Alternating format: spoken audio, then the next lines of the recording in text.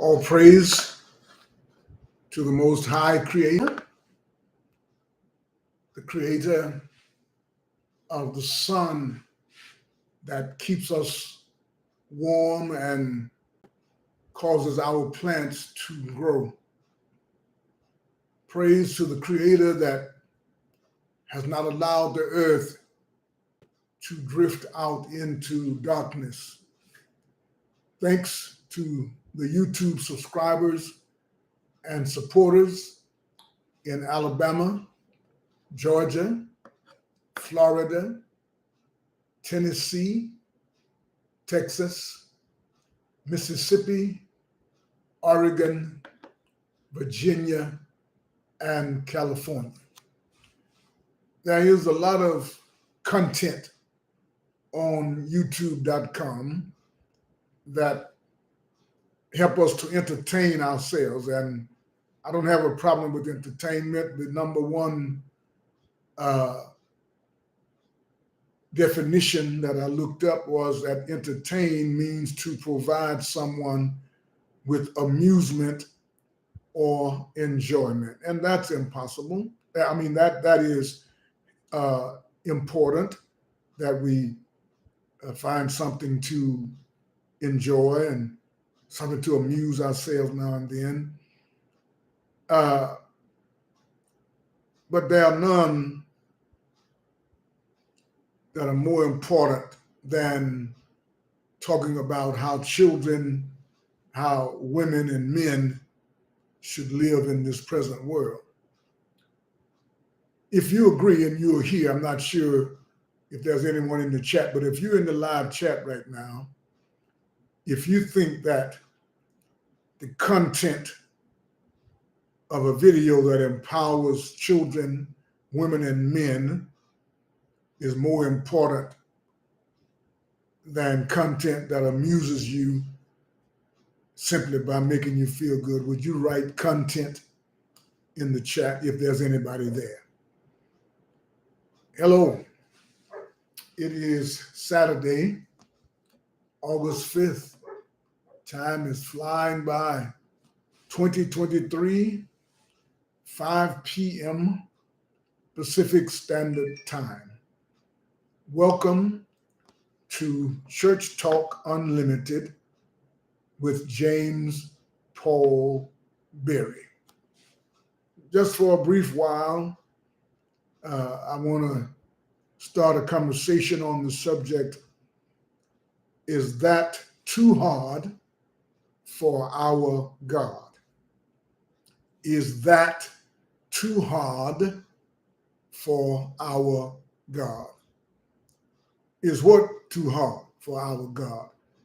Is anything too hard for our God? And I'm speaking in reference to the things that I talk about on YouTube, and I'm speaking about the things that you talk about, the things that are important to you.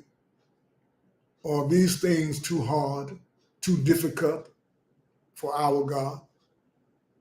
Certainly my answer from a biblical standpoint is of course not. But we will get into some of the problems that exist, not because of God, but because of those who supposedly represent God. If you have your Bibles, if you would join me at Genesis chapter 18, verses 9 through 14, and we're just going to read through them and make a few comments, and then we're going to see if there's someone in the chat, and if so, what comments they have to make. Genesis chapter 18, verses 9 through 14. This was a time when two or three angels had come to visit with Sarah and Abraham. And in verse 9, then they said to him, the angels said to Abraham, "Where is Sarah, your wife?" And he said, "There in the tent," he said. "I will surely return to you at this time." This is what the angel is saying, or one of them. "I will surely return to you at this time next year. And behold, Sarah, your wife, will have a son. And Sarah was listening at the tent door, which was behind him. Now, Abraham and Sarah were old, well advanced in years. She was past the age of childbearing. So Sarah laughed to herself when she heard the Lord's words, saying, after I have become old, shall I have pleasure and delight, my Lord, being also old? And the Lord asked Abraham, why did Sarah laugh to herself, saying, shall I really give birth to a child when I am old? Is anything too difficult or too wonderful for the Lord? At the appointed time, when the season for her delivery comes, I will return to you, and Sarah will have a son.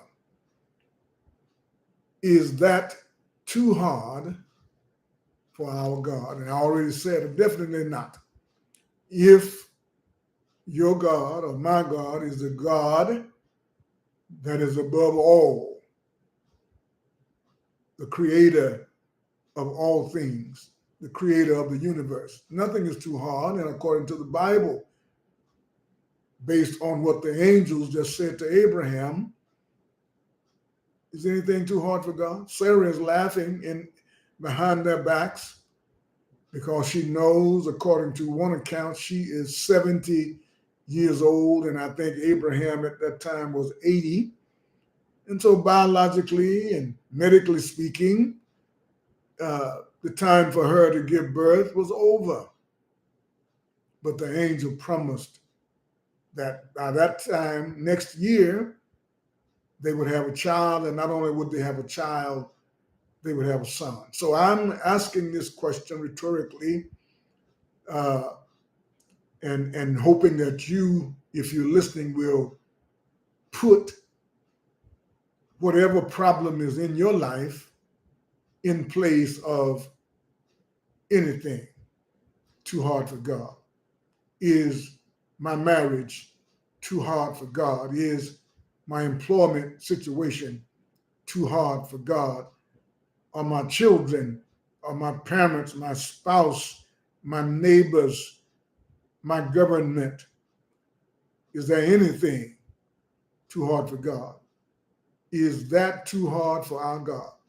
That you are dealing with, that which you are praying about. And if you're like me, there are some things that I've been praying about for years, and particularly or specifically, I've been praying about the poor for years.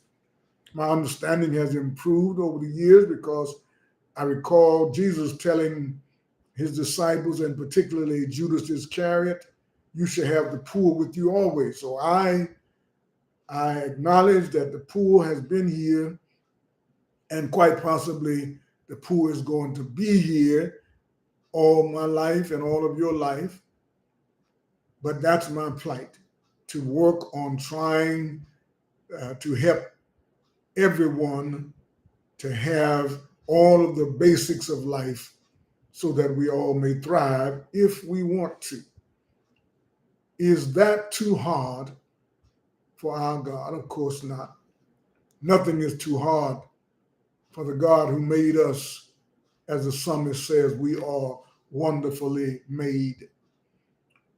I remember talking to a church once who knew me as a musician and not as a preacher. And as I was preaching about the power of God, the people were so bored.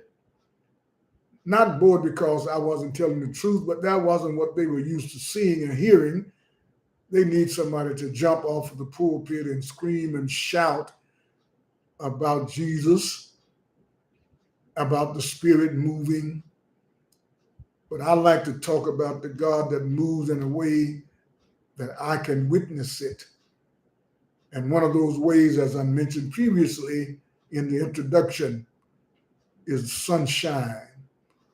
Bringing sunshine on the earth, but not allowing the sunlight to burn up the earth. bringing rain, but not allowing the rain to overtake the entire earth. But at the same time, we understand that there's a possibility. When it comes to the Bible, I definitely don't try to turn people away from the Bible. I've been studying the Bible for over 50 years. It's a wonderful book, but I'm asking you, especially those of you who listen to me from time to time, study the Bible and question it. See, that's a lot of times we just read the Bible and accept the Bible. But Paul told Timothy, study to show yourselves approved unto God, a workman that need not to be ashamed, rightly dividing the word of truth. So study the book and divide it, open it up, examine what is there, and see if these things are applicable to you. The angels talked to Abraham, not to Sarah. All of the angels were male. In verse 13, and the Lord asked Abraham, why did Sarah laugh, saying, shall I really give birth when I'm old? Seems like a logical question from a human being, but if you have a God in your life, over your life, my life, and we know that our God, our Creator, our Lord, has the ability to do all things, even as Jesus told Peter when that rich young ruler went away sad because Jesus told him if he wanted life, he needed to sell all that he had and give to the poor. And he went away sorrowful because he had great possessions. And Peter asked, well, Lord, who can be saved? If rich folks can't be saved, billionaires, multimillionaires, if they can't be saved, who can be saved? And Jesus said, with men it is impossible, but with God all things are possible. So I'm looking at these things. As far as God is concerned, of course, all things are possible. But if we look at our lives as God's children, as believers, as Christians, as disciples, as church folk, sometimes there seems to be, if no more than a rhetorical question in the back of our lives, can God do it? As I said, the relationships between us, between you and me, can God bring about the type of relationships that we're supposed to have, even though you and I have made mistakes with each other, without each other, about each other over time? Can God fix that? Can God fix us? Yes, indeed. What about problems between parents and children? Parents and children who haven't spoken for years, who haven't spoken in so long they've forgotten about why they haven't spoken. Can God handle this, or is this too hard for God? The relationship between employers who make hundreds of millions and hardly pay their employees anything. Can God fix this? The relationship between Russia and the Ukrainians, the relationship between white folk and black folk who seem to always exist in terms of negativity, the relationship between the poor and those who have riches and wealth, the relationship between the homeless and those who have, those who are in jail or in prison, and their relationship to society now that they are locked up, those who are unemployed or underemployed, their relationship to society. And you know from listening to me that it seems that we have made poverty into a sin. Poverty seems to be the unwritten sin that exists on earth. If you don't believe it, go to any of the organizations that you are a member of looking for money, especially the church. Is that too hard for our God? Is our God too small to handle the things that are in our lives? If not, then why do we act like God is too small, especially our leaders? On this channel, I specifically talk about serving the needs of the poor, those who are hungry, those who need food and water, those who need shelter, those who need clothing, those who need education, those who need transportation, those who need visitation. Some people need bail and things like that. I am saying, is our God, leaders, is your God not capable of handling these things? Because many of you, including me, have failed to take the resources that the Creator has created and given into our hands by virtue of nature and by virtue of the hard-working men, women, and children in these organizations, particularly the churches, who have brought money and laid it at your feet. Yet in 2023, many of these rich churches do virtually nothing to help the poorest members of the church or the poorest members of society. Is that too hard for our God? The scariest times of my life is when I had to acknowledge that I needed help from other people. I know that if God was able to assist Abraham and Sarah to have a baby after she was 70 years old, I'm sure that God can help me with my problems and can help you with yours. But as I said, there's another problem, the leaders. The leaders don't always line up with keeping the Creator's will. There should be no homeless people who are members of the Lord's church in North America or any other place on this earth. There's no reason, because all things belong to God. James says every good and perfect gift comes down from the Father of light, in whom there's no variableness, neither shadow of turning. There should be no homeless people on the street unless that's where they want to be. No member of the church should be without adequate clothing, food, water, transportation, education, and visitation if sick or in jail or prison. Until next time, I wish you love, peace, truth, freedom, and justice. If you'd like to contact me and you don't want to do it through the chat, feel free to email me at theoriginalchurchtalk@gmail.com. Again, that's theoriginalchurchtalk@gmail.com. I'm going to go to the live chat now, and you still have time to get in and make a point if you would like to, or ask a question if you'd like to. But I'm going to go now and see what my brothers and sisters are saying over here.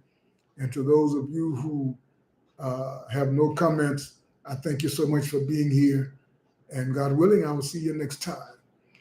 Good to see you, Willie. Hey, I know it's hot down there. It's hot here. I am dealing with it, but I'm thankful to be here. Hello, Bunny. It's good to see you. Hello, Brother Walker. It's good to see you.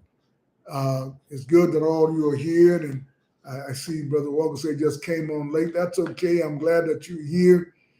And one thing about this conversation, it's the kind of conversation that I have with my friends and family about things of this nature. It never ends anyway. I'm always glad that you all are here, but when you can't be here, I understand.